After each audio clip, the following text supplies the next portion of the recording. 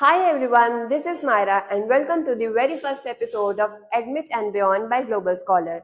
This series brings you the real stories of students studying at some of the world's top universities, sharing their experiences beyond the admission letter. In our very first video, Dr. Sanchi Jain is joined by Aviral, an Indian student studying at the National University of Singapore.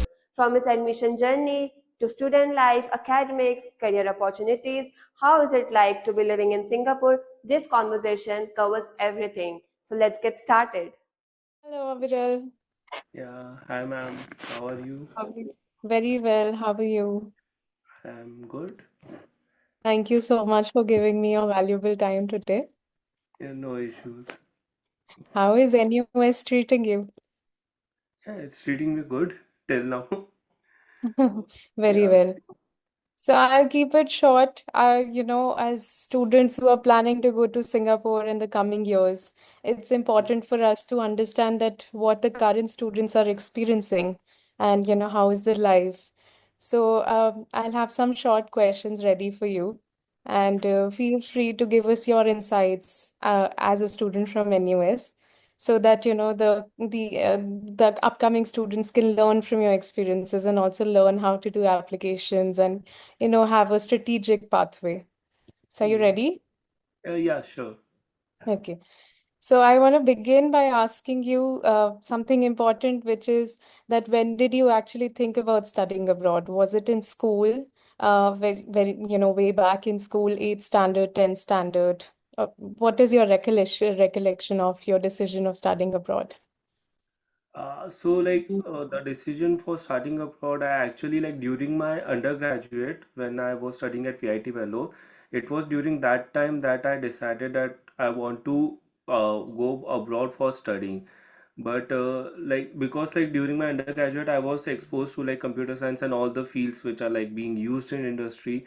And once I got experience in that, then I was able to decide, okay, like which field I want to go in or which field I want to study in, and seeing my peers around and like making friends and talking to all of them. So that was when I decided like I want to go abroad for masters. But it was still a decision like during my college I wanted to make between whether I want to go towards MBA or I want to go towards a MTech or MSc, that decision. So that I Oh, made after I started my during my job period. wonderful. And what are you studying at NUS right now? So currently I'm doing Masters of Computing in Artificial Intelligence at NUS. Wow, Yeah. that's interesting. And did you gain any work experience before coming to NUS? Yeah, before coming to NUS, I was working at PepsiCo in India only for almost 2 years. Yeah, Okay. so yeah, so during that time only it was like when I was able to decide, okay, like where I want to go into more technical field and I want to like which field I want to go towards between and choose between MBA and doing masters in computing or something else. Right, very well. And I remember while you were applying, you were also looking at countries like US, Netherlands, UK. So, Yeah. what made you choose Singapore and how was that decision driven? So choosing Singapore, actually, like there were multiple factors that came into consideration when I was choosing Singapore. Like one was university ranking, second was like what all universities I actually got the admit from, like after applying to them, and third was definitely the visa and the ROI, like what is the current political or the situation that is there around the world, like whether when I go to that country I will get some ROI, a good ROI for the investment that I will be doing.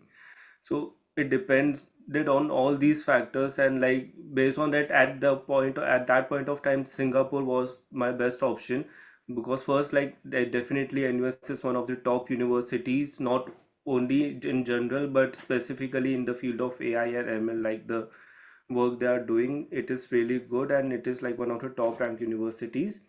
Yes. Second was like it is definitely closer to India, so that also, like the travel time, it saves a lot. And Mhm. third was like the visa and the student pass or the employment pass. I will not say like it is easy to get, but a student pass, it was like pretty much online. The whole process was online, and we were able to get it because we were from NUS. And the employment pass also, like generally I have seen my peers who are getting employment pass and they are getting a job here, but definitely it is not easy. Like the job market is still a big struggle. Yeah, I understand. If you work hard, then only you can bag a good job. It Yeah. doesn't come with just, studying and just not being focused. So that I quite understand. But I want to know from you that would you consider Singapore as still a safer option amidst what's happening geopolitically? And do you still consider that yes, there are a little more opportunities in terms of part-time work, in terms of internships or jobs, if you work consistently in Singapore? So, uh, like right now, I cannot confirm. Like, definitely, if you work hard and you keep at it, then you will be able to get a job in Singapore. But definitely, it is not 100% guarantee. Like, even for me. So there, because there are a lot of time you just keep on applying for the jobs, but you don't hear back from, you don't even know the reason. And even if you hear back, it's like one communication, then it is a total silent, and you never know, okay, what the reason is, whether there's a issue with your CV, you're not approaching them enough. So actually it's all, yeah, I will say like the job opportunities are there in Singapore and as well as like US or anywhere, but it's just about like how much pressure or like how much silence you can bear with between the jobs or during your application period, that really matters. So Right. like one of the reasons I did not choose to go to US was like during that time Trump just came into the government and he was doing all those changes regarding STP and all. So I will say I was a bit scared like how it will look like in future. So that is why Right. like I chose a Singapore, which is a bit more stable visa wise than US right I at. remember you had to sacrifice very, very top and good universities in US to be able Yeah. to secure a position at NUS. I clearly remember that you'd gotten offers from the, very top universities in US, and then you chose Singapore on the basis of the geopolitical scenario and, the job opportunities and all.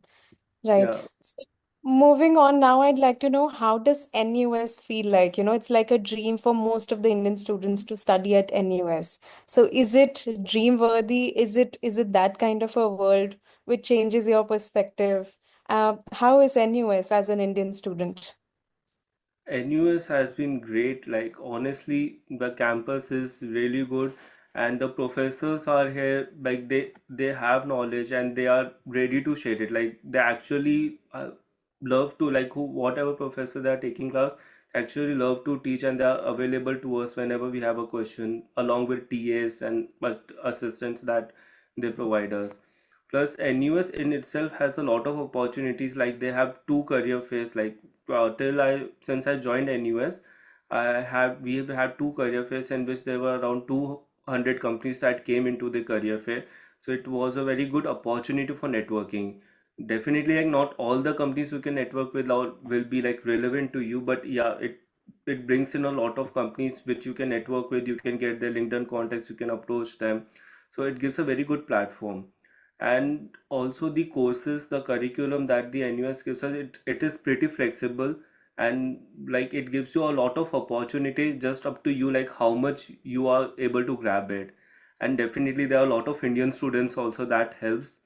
And even with the local like Singaporean or Chinese students, you work with them, you work on group projects with them, so it really nice to connect with them and get their perspective on things, because there's often a different like, okay, something things we think as an Indian student we need to do, but like their perspective is totally different on that. So as an Indian student, it is really eye-opening and a very nice experience overall.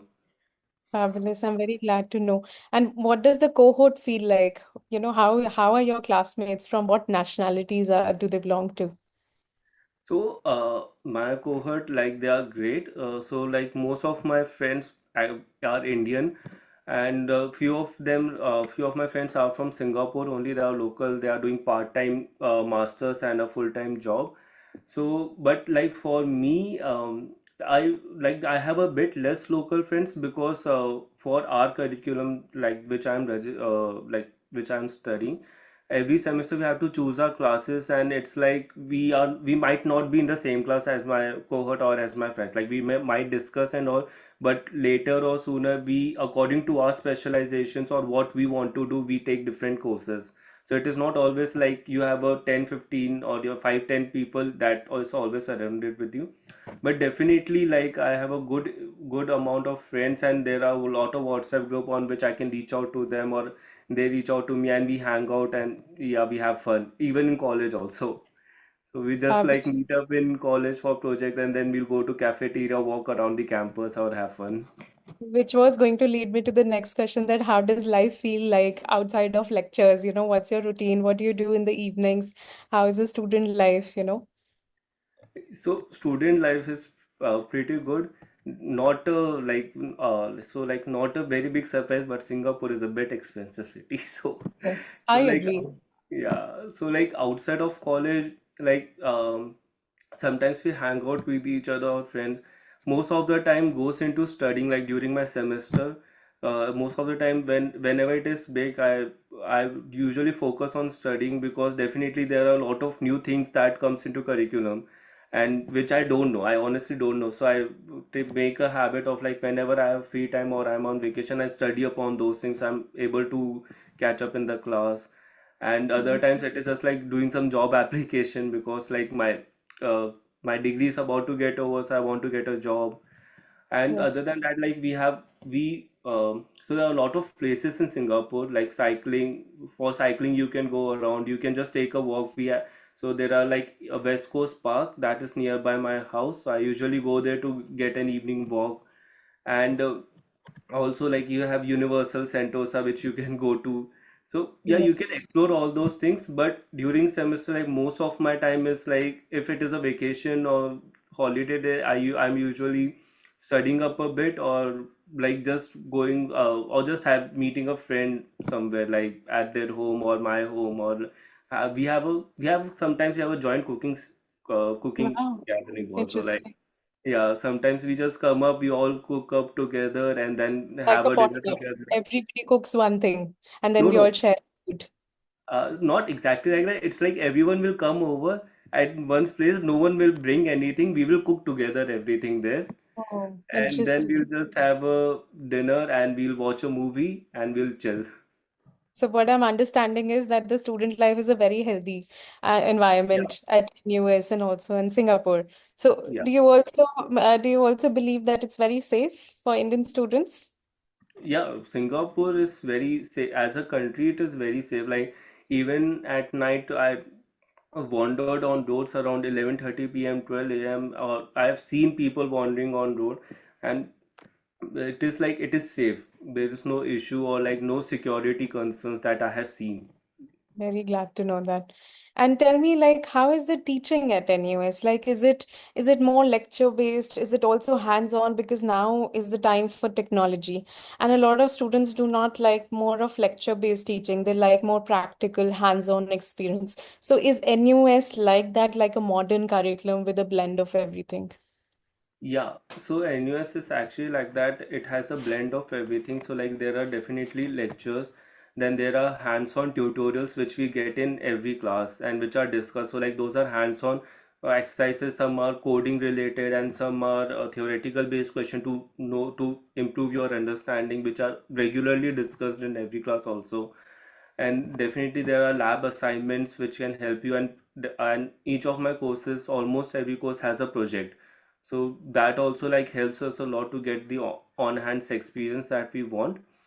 But yeah, that it also depends greatly on what courses you choose. So like some of the courses are there which are completely theoretical based, but when you go to those courses, you understand, okay, why it is theory, because doing practical in that, either it will be too long or it doesn't make sense to like do practical in them. Like, it is just you have to gain the knowledge before understanding, before Yeah. doing anything practical.